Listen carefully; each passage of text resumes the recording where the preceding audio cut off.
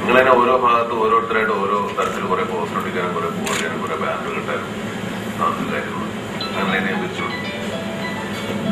ഓരോ സെൻട്രൽ കമ്മിറ്റിയും ഒരു സ്റ്റേറ്റ് കമ്മിറ്റി, ജില്ലാ കമ്മിറ്റികൾ, താലൂക്ക് കമ്മിറ്റികൾ, പഞ്ചായത്ത് അടിസ്ഥാനത്തിൽ അങ്ങനെ കമ്മിറ്റികൾ ഉണ്ടായിട്ട് അതിനോട് പ്രവർത്തിക്കാവുന്ന ആൾക്കാർ പ്രവർത്തിച്ചാൽ മതി. എനിക്ക് നിർബന്ധമുള്ള കാര്യമില്ല. എന്റെ സിനിമയാണ് നിങ്ങൾ അത് 20 പേരെ വെക്കണമെന്നില്ല. വേറെ ആയിരക്കണക്കിന് ആൾക്കാരുണ്ട്. പക്ഷെ ഇങ്ങനെ ഒരു സംഘടനയായിട്ട് പ്രവർത്തിക്കണമെങ്കിൽ അതിൻ്റെതായ നിയമങ്ങൾ നിങ്ങൾ മനസ്സിലാക്കണം. ആ ഓരോ സ്ഥലത്തും ഓരോ കമ്മിറ്റി, ഞാനൊരു 5-6 ആൾ പിന്നെ കമ്മിറ്റി, പിന്നെ ഒരു 5-6 ആൾ വേറെ കമ്മിറ്റി, അങ്ങനെ കമ്മിറ്റി ഒന്നും പറ്റില്ല. ഇവിടെ ഇപ്പോൾ ഒരു കമ്മിറ്റി, ഇപ്പോൾ സെൻട്രൽ കമ്മിറ്റി, സ്റ്റേറ്റ് കമ്മിറ്റി ഉണ്ടാക്കിയാൽ ആ കമ്മിറ്റി ഓരോ ജില്ലകളിലും അതാത് ആളുകളെ അംഗങ്ങളെ സമീപിച്ച് അവർക്ക് കൂടുതൽ ആളുകൾക്ക് സമ്മതനായ ഒരാളെ സെക്രട്ടറിയും പ്രസിഡന്റും ഒരു കമ്മിറ്റി ഉണ്ടാക്കും. ഇനി മുതൽ ആ കമ്മിറ്റികളായിരിക്കും പ്രവർത്തിക്കുന്നത്. ഞാൻ പറയുന്നത് മനസ്സിലാവുന്നുണ്ടല്ലോ. ഓരോ ഭാഗത്തും 2-3 കമ്മിറ്റിയൊന്നും ആവശ്യമില്ല, ഒരു കമ്മിറ്റി മതി. ആ കമ്മിറ്റിയുടെ പ്രവർത്തിക്കുക. എല്ലാവരും അംഗത്വം എടുക്കണം. അത് സെൻട്രൽ കമ്മിറ്റിയുടെ സീലുള്ള കടലാസുകൾ മാത്രമേ കാർഡുകൾ തന്നെ വേണം.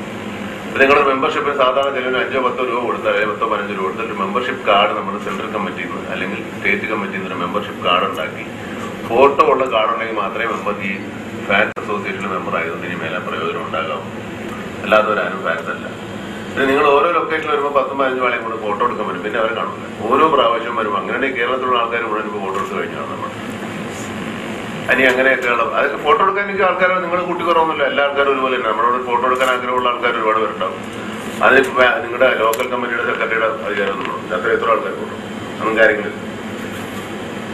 അപ്പൊ ഇത് കാര്യമായ കാരണം ഇതിനകത്ത് ഇനി നമുക്ക് ഒരുപാട് ജീവകാരുണ്യ പ്രവർത്തനങ്ങളുമായിട്ട് ഫാൻസ് അസോസിയേഷനെ മുമ്പോട്ട് കൊണ്ടുപോകണം എനിക്ക് ആഗ്രഹമുണ്ട്.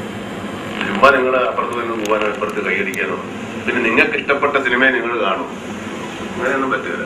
അങ്ങനെ എല്ലാ സിനിമയും കാണുന്ന ആൾക്കാർ ഫാൻസായാണ്. ചില ആൾക്കാര് സിനിമ ഇഷ്ടപ്പെട്ട് നിങ്ങൾ എഡിറ്റ് ചെയ്യാനും നിങ്ങൾ കഥ മാറ്റാനും നിൽക്കണ്ട. നിങ്ങൾക്ക് ഇഷ്ടപ്പെട്ടില്ല നിങ്ങൾ കാണണ്ട. പക്ഷെ നിങ്ങൾ നാട്ടിൽ പറഞ്ഞാൽ ഇപ്പൊ 100 പേര് കാണേണ്ട സിനിമ നിങ്ങൾ 50 പേര് ആകെ കളയും. നിങ്ങൾക്ക് ഇഷ്ടപ്പെട്ടില്ലെങ്കിൽ നിങ്ങൾക്ക് പലതരത്തിലുള്ള ആൾക്കാരുണ്ടാവും. നിങ്ങൾക്ക് ഇടിപ്പടമായിരിക്കും, ചിലപ്പോൾ തൊഴിൽപ്പടമായിരിക്കും, ചിലപ്പോൾ അങ്ങനത്തെ പടമായിരിക്കും. ആ പടമൊക്കെ ഉണ്ടാവും. എല്ലാ പടവും നമ്മൾ ചെയ്ത് നടക്കുന്ന ആൾക്കാരാണ്. ഒരു സിനിമ ഇറങ്ങിയാൽ അത് പോരാ, ഡയറക്ടർ നമ്മളെ ചതിച്ചു. സിനിമ മോശമായ ആരും ചതിച്ചിട്ടൊന്നുമല്ല. നിങ്ങൾക്ക് ഇഷ്ടമല്ലാത്ത സിനിമകളാണെന്ന് മാത്രമേ ഉള്ളൂ. നിങ്ങൾ അങ്ങനെ ഒരു തരം സിനിമകൾ മാത്രം കാണുക, മറ്റുള്ള സിനിമകൾക്ക് നിങ്ങൾക്ക് താല്പര്യമില്ല. അതെന്ന് എനിക്ക് മനസ്സിലായി. അങ്ങനെയല്ല ആരാധകരെ സംബന്ധിച്ചിടത്തോളം ആരാധനായ നടൻ അഭിനയിക്കുന്ന എല്ലാ സിനിമകളും ഇഷ്ടപ്പെടുന്നതായിരിക്കും. അങ്ങനെ ഒരു തരം സിനിമ മാത്രം ഇഷ്ടപ്പെടും.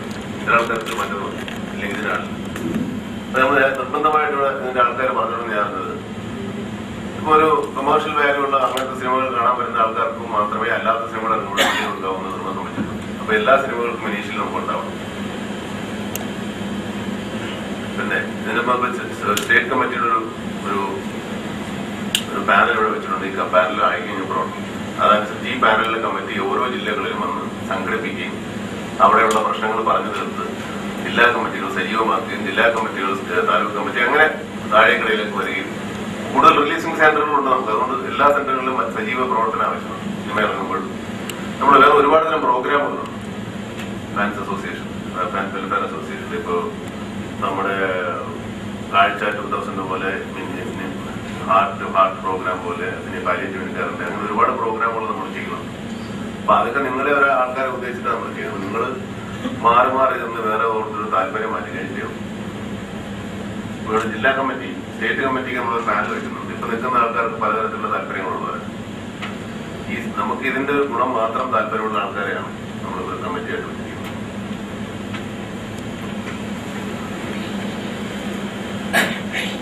ഇപ്പൊ രക്ഷാധികാരി ലീസേനന്റെ ചന്ദ്രസേന നാരായണപള്ളി വന്നിട്ടില്ല.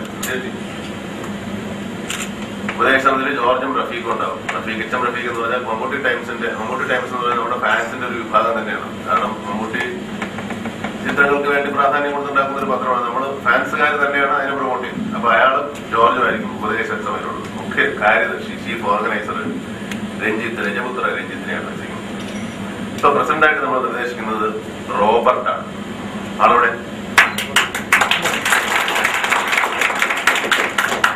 വിരോധം ഉണ്ടാകുന്നില്ല. വൈസ് പ്രസിഡന്റ് മൻസൂർ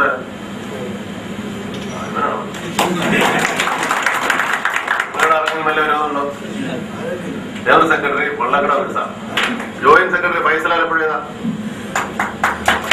ഇവിടെ പറയുന്നു.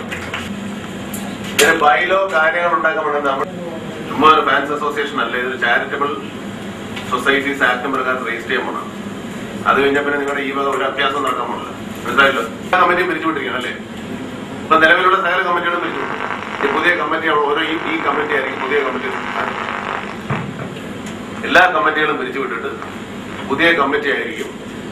പുതിയ കമ്മിറ്റികളെ ഈ കമ്മിറ്റി ഓരോ ജില്ലകളിലും ഓരോ സ്ഥലം, ഇപ്പൊ ജില്ലാ തലങ്ങളിൽ ഇപ്പൊ നിങ്ങൾക്ക് ഉണ്ടെങ്കിൽ അവിടെ കൂടി വിളിച്ചു പറഞ്ഞ് അറിയുന്ന ആൾക്കാരെ വിളിച്ചു പറഞ്ഞിട്ട് അവിടെ ഓരോ ജില്ലകളിലും ഓരോ നല്ല പുതിയ കമ്മിറ്റി ഉണ്ടാക്കി കുറച്ചുകൂടെ ആക്റ്റീവ് ആയിട്ടുള്ള ഈ വിഭാഗീയതയൊന്നും വേണ്ട. നമുക്ക് രാഷ്ട്രീയ പാർട്ടിയായിട്ട് ഉണ്ടാക്കാൻ അത് മനസ്സിലാക്കിക്കൊള്ളു. ഇത് രാഷ്ട്രീയ പാർട്ടിയല്ല, ഇത് ജനങ്ങൾക്ക് ഉപകാരപ്രദമായ കാര്യങ്ങൾ ചെയ്യുന്ന ഒരു പാർട്ടിയാണ്. അതിപ്പോ രാഷ്ട്രീയമില്ല, നമ്മൾ ഭരിക്കാൻ ഉദ്ദേശിക്കുന്നില്ല. അതുകൊണ്ട് നിങ്ങൾക്ക് ഏതെങ്കിലും രാഷ്ട്രീയം ഉണ്ടെങ്കിൽ അതിനൊന്നും നമുക്ക് വിരോധമില്ല. എന്റെ രാഷ്ട്രീയം എനിക്ക്, നിങ്ങളുടെ രാഷ്ട്രീയം നിങ്ങൾ, കേട്ടോ? നമുക്ക് ആകെപ്പാട് നമുക്ക് എല്ലാവരും കൂടെ ഉള്ള രാഷ്ട്രീയം നമ്മുടെ സിനിമകൾ, അത് മാത്രമേ ഉള്ളൂ നമ്മുടെ രാഷ്ട്രീയം. നിങ്ങൾ ഇനിയിപ്പോ വല്ല മറ്റേ സിനിക്കാരല്ല മറ്റേ അങ്ങനത്തെ കുഴപ്പത്തിലൊന്നും ചിന്തിച്ചാണ് നിരോധിക്കപ്പെട്ട രാഷ്ട്രീയത്തിലൊന്നുള്ള ആൾക്കാർ വരണ്ട. അല്ലാതെ നിലവിലുള്ള ഏത് രാഷ്ട്രീയത്തിലുള്ള ആൾക്കാരൊന്നും വിരോധമില്ല. നിങ്ങൾക്ക് ഏത് രാഷ്ട്രീയക്കാരെ കൂടി പിടിക്കാൻ പോകുന്ന വിരോധം. അപ്പൊ നമ്മൾ ഉദ്ദേശിക്കുന്നത് ഈ ഇപ്പൊ ഉള്ള ഒരു അഡ്ഹോക് കമ്മിറ്റി പോലെ ഈ കമ്മിറ്റി ആയിരിക്കും പ്രസിഡന്റ് സെക്രട്ടറി നിങ്ങളെ കമ്മിറ്റി അംഗങ്ങളെ തെരഞ്ഞെടുക്കുക എന്ന് പറഞ്ഞാൽ ഇത്രയും ആളുകൾ ഓരോ ജില്ലകളും സന്ദർശിച്ച് ജില്ലാ പ്രസിഡന്റും വൈസ് പ്രസിഡന്റും സെക്രട്ടറി അല്ലെ, ജില്ലാ പ്രസിഡന്റും സെക്രട്ടറി, ഓരോ ജില്ലകളും പ്രസിഡന്റും സെക്രട്ടറി ഉണ്ടാവും. അവര് കൂടെ ഉണ്ടാവും ഈ കമ്മിറ്റി. ഇപ്പൊ കമ്മിറ്റി മെമ്പർമാരെന്ന് പറയുന്നത് കേരളത്തിലെ 14 ജില്ലകളിലുള്ള പ്രസിഡന്റും സെക്രട്ടറി ആയിരിക്കും. അതിന് വിരോധം ഉണ്ടാകുമെങ്കിലും സെൻട്രൽ കമ്മിറ്റിയുടെ കാര്യം പറയാം. അതുപോലെ ജില്ലാ കമ്മിറ്റികളിൽ ഓരോ താലൂക്കിലുള്ള പ്രസിഡന്റും വൈസ് പ്രസിഡന്റും, ഓരോ താലൂക്ക് കമ്മിറ്റികളും ഓരോ പഞ്ചായത്തിലുള്ള ആൾക്കാർ, അങ്ങനെ പോയി കഴിഞ്ഞാൽ ശരിയാണ്. ഓരോ യൂണിറ്റുകൾ, ഇപ്പൊ ഒരു ജില്ലക്ക് വലിയ ജില്ലയിൽ ഒരു യൂണിറ്റ് ഉണ്ടാവും, ജില്ലാ പ്രസിഡന്റ് വൈസ് പ്രസിഡന്റ്, ഓരോ യൂണിറ്റുകൾക്കും പ്രസിഡന്റ് വൈസ് പ്രസിഡന്റ് ഉണ്ടാവും. ഈ ജില്ലയിൽ ഒരു സംഘം കൂടിയതിനു ശേഷം അവിടെ വേണമെങ്കിൽ പിന്നീട് നമുക്ക് കാര്യങ്ങൾ ആലോചിക്കുന്ന കമ്മിറ്റി ഉണ്ടാകും. അപ്പൊ ഇതിനൊരു ഭരണ സംവിധാനം ഉണ്ടാവണം. ഭരണ സംവിധാനം ഉണ്ടെങ്കിൽ മാത്രമേ നടക്കൂടില്ല. ഓരോരുത്തർ ഓരോന്ന് അവിടെ വിളിച്ചു. ഇത് മാത്രമല്ല, ഈ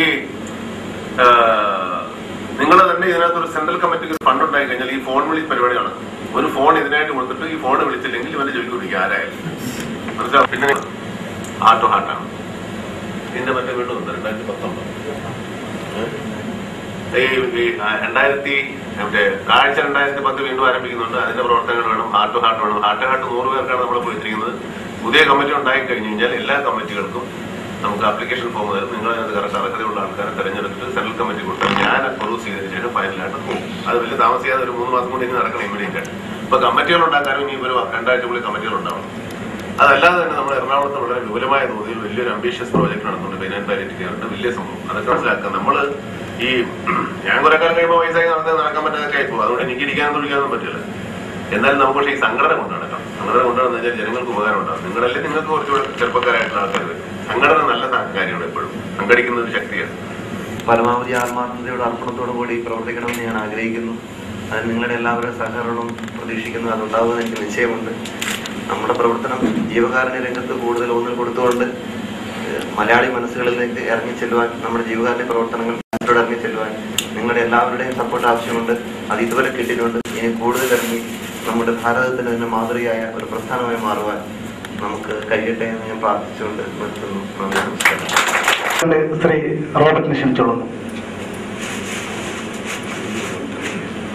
ജെയിംസ് എന്ന് വിളിച്ചാൽ നിങ്ങളെല്ലാവരും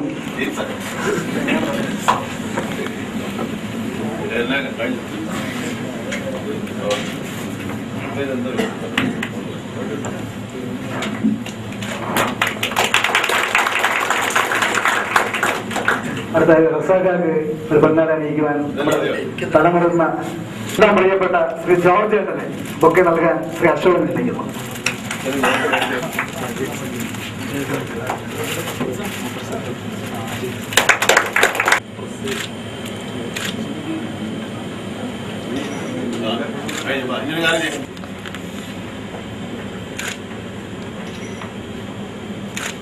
വലിയ ബ്ലോക്ക് എടുത്ത് റീസെന്റ്